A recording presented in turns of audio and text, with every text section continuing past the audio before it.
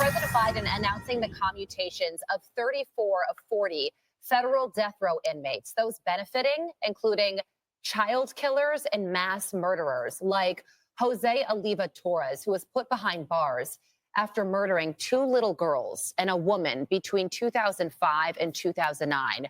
Torres stabbed an 8- and 9-year-old girl after sexually assaulting them in a Chicago suburb in 2005. Then 4 years later, he strangled 20-year-old naval officer Amanda Snell to death in Arlington, Virginia. Biden, he's terrible. Worst president in our history by worst president. He's the worst president. He's the most incompetent president.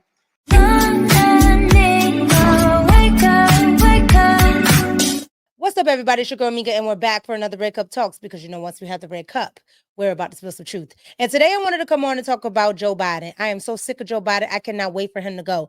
20, 30 days is too long. I need him to go right now. You don't even know where he is, him or Kamala, all right? And they're annoying the hell out of me. They're commuting sentences for mass murderers, artists, all these type of people. And he is okay with it. He's making statements. People are supporting it. I'm like, what is wrong with y'all? This doesn't make any sense. I want you to watch this Fox News report on what Joe Biden is doing. When I tell you he's burning the house down and taking everything but the kitchen sink with him when he goes, that's exactly what he's doing. Watch this. President Biden announcing the commutations of 34 of 40 federal death row inmates, those benefiting, including child killers and mass murderers like Jose Oliva Torres, who was put behind bars after murdering 2 little girls and a woman between 2005 and 2009. Torres stabbed an 8- and 9-year-old girl after sexually assaulting them in a Chicago suburb in 2005. Then 4 years later, he strangled 20-year-old naval officer Amanda Snell to death in Arlington, Virginia. Another one is convicted murderer Thomas Stephen Sanders. He shot a 12-year-old 4 times, cut her throat in Louisiana back in 2010. He now gets life. Now, the exceptions include Boston Marathon bomber Dzhokhar Tsarnaev, Pittsburgh synagogue killer Robert Bowers, and the church shooter down in South Carolina, Dylan Roof, all very high profile, all with political sensitivities. But I would imagine if you are a loved one of any of the other 37, you're like, well, okay, you made these 3 exceptions for stories people have heard about. What about our justice? All right, so you guys just saw that. You have Joe Biden sitting here letting child artists go, child killers go. You cannot make this stuff up. The left is nuts. They're demented. They're pedos. I mean, they're going nuts. Watch CNN defend this. Here we go. President Biden commuting the sentences of 37 of the 40 federal prisoners currently on death row, commuting those sentences to life without parole. Now, this comes, of course, before the president-elect who supports capital punishment takes office. The Trump transition team calling the move a, quote, abhorrent decision, adding that it benefits those, quote, among the worst killers in the world. I want to point out you were one of those 38 legal voices who sent a letter to President Biden asking him specifically to commute all the sentences of those on federal death row. How do you feel about this decision to commute all but 3? Well, I think the decision to commute even the numbers that he did was terribly important. There are all sorts of challenges to the death penalty that have been growing over the years. The concern that innocent people are being executed, the profound disparities between Black and white people who.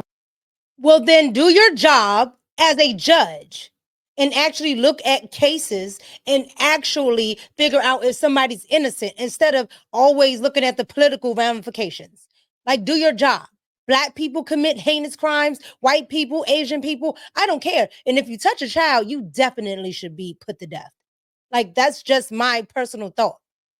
So do your job as a judge. And this way, the people that go to jail and actually get put on death row would be people that actually did the crime. Wind up on death row. Even the public support for the death penalty has waned. So I think that what President Biden did was exactly right. It's interesting. He was actually a prime sponsor of the 1994 crime bill, which led to additional federal death penalties. So what's interesting is that the facts have moved him, and as they should all of us. I mean, The facts have moved him. The facts haven't moved nothing about no daggone Joe Biden and nothing that he's doing. Okay. Joe Biden is burning the house down. I don't care what house it is, his party, the Republican Party, the White House, he's taking it all with him. And meanwhile, he's letting his son get off scot-free because his son should be right along with some of them people on death row. If you've seen that laptop and what's on that laptop, you'd be saying the same thing. And Jeff, I know you've made the point too that no one has actually been released from prison because of these commutations and these pardons from President Biden. Those who were pardoned were, had already been released essentially. Do you anticipate, because he can, that he will go farther in the final weeks of his presidency?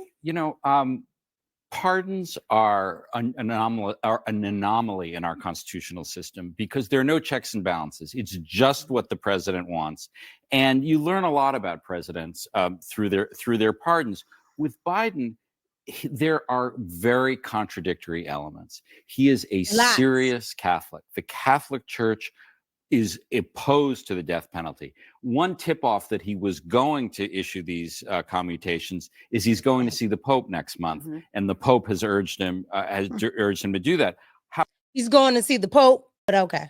However, he is also part of a generation of Democrats that really wanted to be tough on crime. He was a sponsor of the crime bill under Bill Clinton, which expanded the death penalty, made it harder to challenge death penalty convictions, and he is reluctant to let anyone out of prison. He commuted 1,500 sentences last a couple weeks ago. They were all already out of prison. These 37 are never leaving prison. So he has not actually let anyone out of prison yet. And I don't know, going forward, whether he's going to do that. He has hundreds of Justice Department approved pardon recommendations on his desk. I don't know if he'll sign them. Yeah, what he'll choose to do. How do you sign anything for people that murder and are children, little girls, little boys? How do you sign anything? No, if they're on death row, you let them go. If they're, in jail, you let them stay. They don't need to get out. They don't need pardons. Like, for the life of me, I don't understand why the left doesn't see this. CNN is sitting here letting people say it's okay. Like, I don't understand this. To do with those. He, in his statement today, he wrote, "In good conscience, I cannot stand back and let a new administration resume executions that I halted." Judge Gardner, what are your concerns when it comes to President-elect Trump's policy toward executions? Well, we know the last time that there were, I think it was 13 executions, which his orders had hastened. And we know that among that group were people with intellectual disabilities. We know among that group, one woman in particular who had suffered extraordinary abuse. These were executions that were done with, in my view, unseemly haste to get them through. And given the kinds of problems with the death penalty, it should give all of us pause. But it didn't give you guys pause when just a couple months ago, there was a Black family begging Joe Biden to not put him to death. The governor was like, Joe Biden was like, I ain't helping. But now all of a sudden, y'all are full of it. Like, they're so full of it. They try to put this on a moral high ground. Democrats don't have one. Y'all don't have one. Y'all are the reason all of those people are in jail. Oh, it was fine then, right? Okay, yeah. That's because Joe Biden and the rest of the Democrats wanted to fund those private prisons. Please. Please. We know that the death penalty is not a meaningful deterrent. The concerns for victims, which are very important, are oftentimes exacerbated by death penalty prosecutions, which last years and years and years. In the Boston bomber case, for example, one of the victims, the family of one of the victims, urged the court to, in fact, allow him to plead guilty to life without parole so it could be over. So I would be very troubled by another sort of She named one of the victims' families that he didn't commute. Why didn't she bring up the little girls that he commuted for the arrest? She's not gonna bring that up, because I could tell you right now, all right, if that was my child, I don't care if it takes till I'm 100. I want to see him go. That's why she didn't bring it. They're so disingenuous. Even Luigi Mangione, Mhm. that decision about whether they will seek He the should be death put to penalty death. is certainly going to be before the Trump Justice Department, not the Biden Justice Department. Under Biden, there have been, I think, only one request for a death penalty case. There will certainly be more under Trump. You talked about how conflicted President Biden is in a lot of ways. Do you think he is more or less conflicted after making the decision to pardon Hunter Biden? I think he is more attentive to the issue. When he pardoned Hunter Biden, he had only issued 25 pardons in 3+ years as president. That was, frankly, an appallingly low number. There are 158,000 people in federal prison. It is hard for me to believe they all should be there.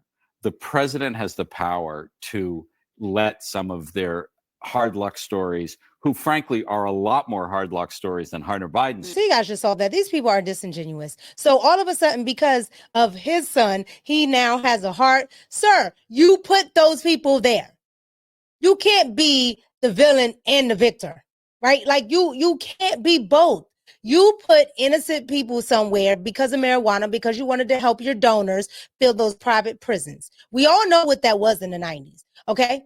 Joe Biden is not a savior. He doesn't even like black people. Yes, he does not like black people. Anytime you eulogize a KKK member's funeral, you don't like black people, okay? Yeah, so there's that. However, it didn't stop there with CNN. It continued, all right? And where did it continue? No place other than Roland Martin. Watch what him and his cackling flock had to say, which we know it ain't much. Here we go. President Joe Biden commuted the sentences for 37 out of 40 federal inmates on death row, converting them to life in prison without parole. These commutations are sure to frustrate Trump's plans to resume federal execution, stating, "I've dedicated my career to reducing violent crime and ensuring a fair and effective justice system. Today, I am commuting the sentences of 37 of the 40 individuals on federal death row to life sentences without the possibility of parole. These commutations are consistent with the moratorium my administration has imposed on federal executions in cases other than terrorism and hate-motivated mass murder. Make no..."